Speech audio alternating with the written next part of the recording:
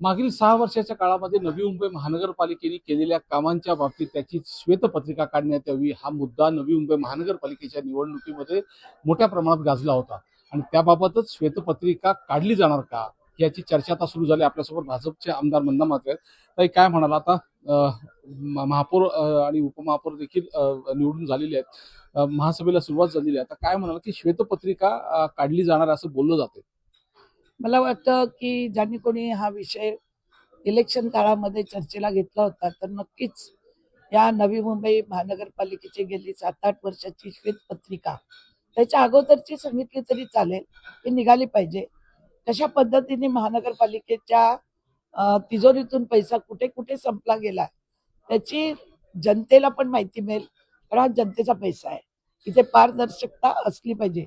ज्यांनी कोणी श्वेतपत्रिका सांगितले त्यांनी नुसतं बोलू नये, घोषणा करू नये, तर निश्चित स्वरूपामध्ये 1 महिन्याच्या आत ही श्वेतपत्रिका काढली तर या नवी मुंबईच्या रहिवाशांना कळेल की कुठल्या वॉर्डमध्ये किती पैसा कोणी नेला, कसा नेला आणि काय काम केलं।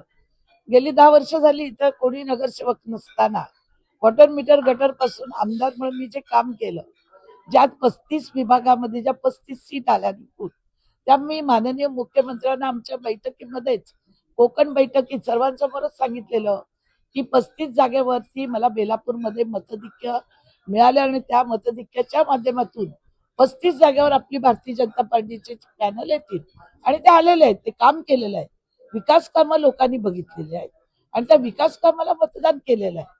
त्याच्यामुळे श्वेतपत्रिका जर निघाली तर अतिशय बरं होईल।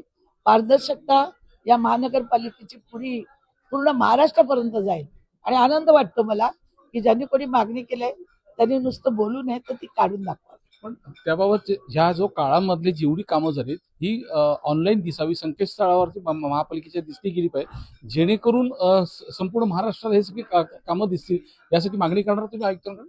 अहो, ही दिसतात टेंडर शिवाय कामं होतील का? कुठल्याही गोष्टीचं टेंडर शिवाय काम होत नाही। महानगरपालिकेचं हॉस्पिटल मेडिकल कॉलेजचं 3 वेळा टेंडर झालं, जेव्हा आलीच नाही, कोणी निविदा टाकला नाही, कोणाला निविदा टाकून दिल्या पण नाही हॉस्पिटल होऊ नये म्हणून, पण जेव्हा 1-2 निविदा आल्यानंतर ते जेव्हा ओपन केलं तर त्यावेळी सुद्धा कुठलीही गोष्ट, कुठलीही महानगरपालिका, कुठलाही आयुक्त अशी कधी रिस्क घेणार नाही। त्याचीच नोकरीचा प्रश्न आहे, शेवटी अधिकाऱ्यांच्या नोकरीचा प्रश्न आहे। हा, कुठे पर्सेंटेज त्या कामामध्ये कोणी घेतले, काय घेतले, टक्केवारी, त्याची माहिती जनतेपुढे येईल। नक्कीच, म्हणजे येणाऱ्या काळामध्ये हेच लोकांसमोरच येईल की श्वेतपत्रिका काढली गेली तर त्यामध्ये नक्की सगळ्यांचीच पोलकोल झाल्याशिवाय राहणार नाही। विनय म्हात्रे, न्यूज 18 मराठी, नवी मुंबई।